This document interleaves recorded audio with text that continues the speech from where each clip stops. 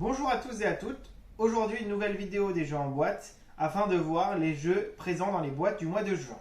Le second jeu de la boîte du héros du mois de juin, c'est Argo. Argo est un jeu qui vous emmènera ce coup-ci dans l'espace, dans un monde compétitif où vous devrez affronter et les joueurs autour de la table ainsi que les aliens. Argo est un jeu avec une mise en place rapide qui vous demandera simplement de placer la piste de score des joueurs et des aliens, les modules de navette par ordre de points du plus petit au plus grand, une pile de modules qui sont les pièces du vaisseau et une mise en place de vaisseau de base avec votre salle de réveil, 4 couloirs sans aliens que vous aurez sélectionnés parmi 5, le dernier étant remis dans la pile. Vous allez ensuite répartir les pions des différents joueurs, 5 pions différents de couleurs par personne, les petits pions d'activation. Une fois que c'est fait, vous pourrez démarrer la partie en retournant les 3 premières cartes de la pioche pour les pièces du vaisseau et vous pourrez commencer la partie. Dans Argo, vous incarnez un équipage qui vient de se réveiller dans la salle de réveil. Vous mettez donc tous les pions de vos deux équipages dans la salle de réveil. Vous allez devoir survivre et être le joueur qui a le plus de points à la fin de la partie.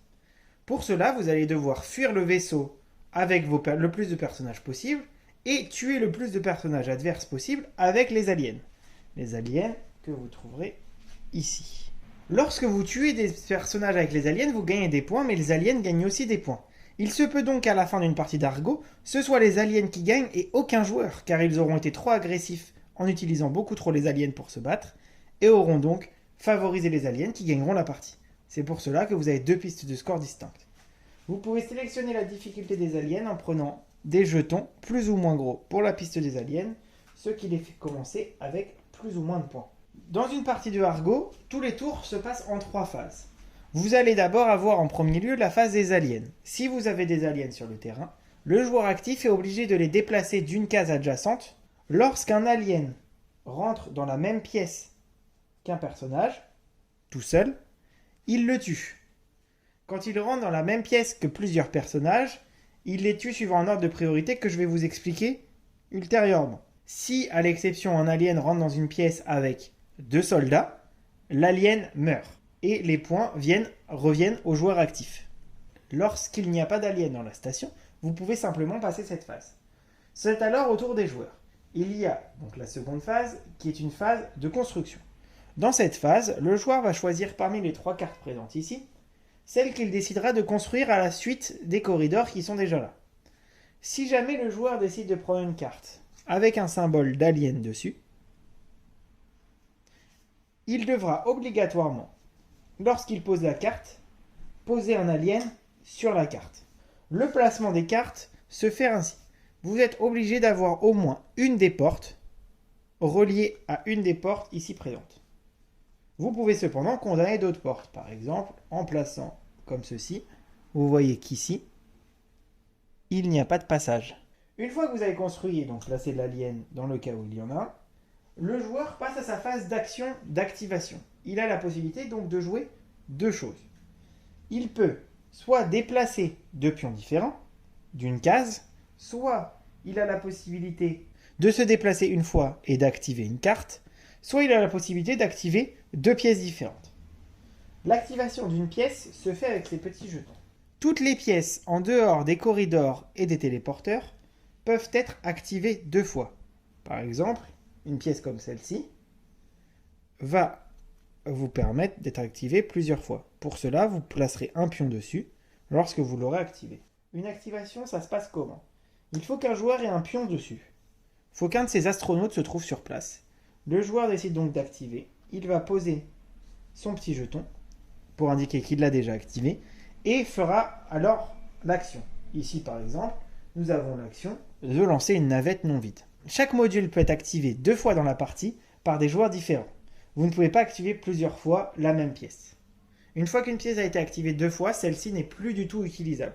Vous pouvez passer dessus, mais elle ne fera plus d'action particulière. Vous avez aussi la possibilité, pendant la phase de construction, de construire une navette. Il est interdit de poser une navette à moins de 3 cases de la salle du réveil. Par exemple, si je décidais de jouer une navette en tant que joueur bleu, je ne pourrais pas la mettre ici. Elle serait trop près.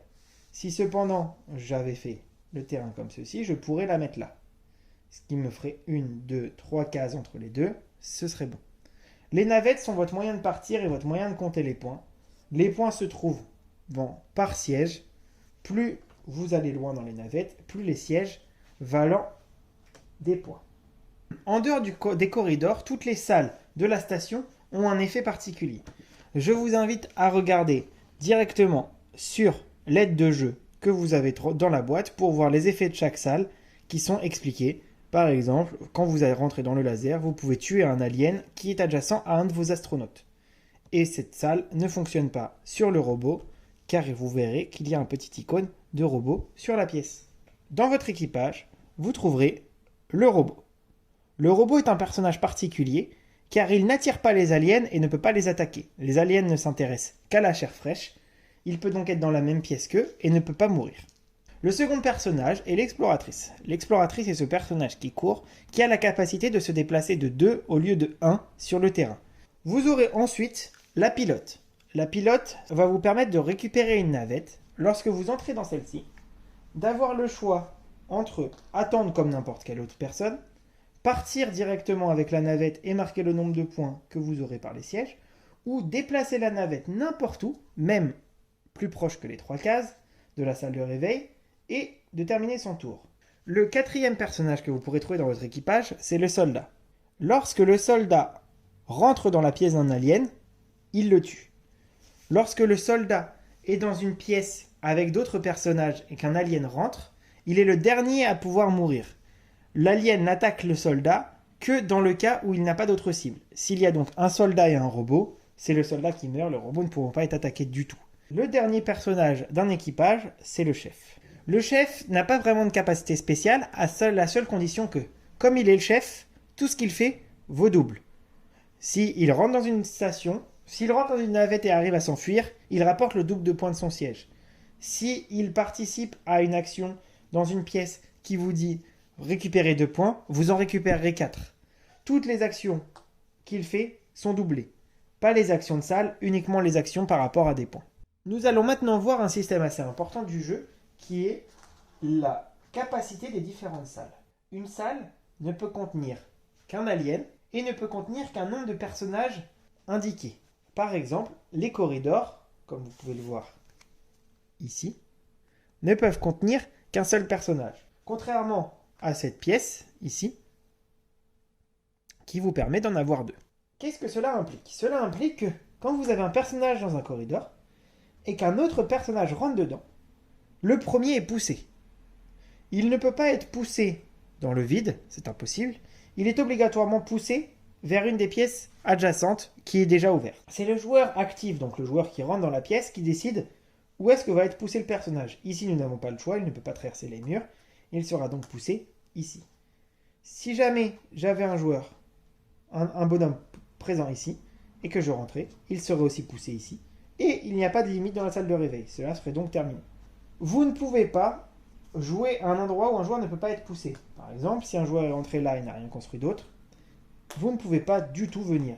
Ici, il est bloqué, c'est un cul-de-sac. Vous ne pouvez pas le pousser. Si jamais il y a une réaction en chaîne, c'est toujours le joueur actif qui a fait l'action. C'est toujours le joueur actif qui décide où vont chacun des différents personnages. Lorsque c'est le tour des aliens, vous ne déplacez pas qu'un seul alien, vous déplacez tous les aliens. Mais vous pouvez par exemple, pour avoir une rangée de plus, imaginons que vous avez quelqu'un là, vous êtes le bleu, vous commencez votre tour, vous pouvez décider de jouer là, pousser l'alien car ils ne peuvent pas être deux dans la même pièce, et ainsi jouer celui-là ici pour tuer ce personnage. Les personnages morts vont en haut sur la piste des aliens. Lorsque vous avez la possibilité de récupérer vos pions via l'infirmerie par exemple, vous retirez votre pion, ce qui réduira les points de l'alien. La partie se termine selon plusieurs cas. Elle se termine quand toutes les navettes auront été utilisées et envoyées, ou quand un joueur n'a plus de pions sur le terrain. Il ne peut plus jouer. Si tous ces personnages sont morts, ou si tous ces personnages sont envoyés dans la navette, ou un petit peu des deux, mais qu'il n'a plus de pions à jouer, la partie s'arrête tout de suite. Elle peut s'arrêter aussi quand toutes les pièces du vaisseau auront été construites. Quand vous tuez un personnage autre que le vôtre, donc d'une équipe adverse, et que vous le mettez sur la piste des scores, vous gagnez vous aussi un point. Si vous tuez le chef d'une équipe, vous marquez 2 points. Si vous vous suicidez, seul l'alien gagnera des points. Il faut donc faire attention, l'alien pouvant très souvent gagner la partie à votre place. Dans Argo, tous les points se comptent pendant la partie. Que vous ayez tué un joueur, tué un alien, fait une carte spéciale, envoyé des personnages, les points montent au fur et à mesure. Il n'y a pas de points bonus, rien. À la fin de la partie, celui qui est le plus haut sur la piste des scores a gagné. Le calcul des points est le plus simple possible. Argo est un des 2 jeux sélectionnés dans la boîte du héros du mois de juin par nos équipes. On espère qu'il va vous plaire et que vous allez pouvoir vaincre les aliens en vous souhaitant de très bonnes parties et une bonne journée à tous.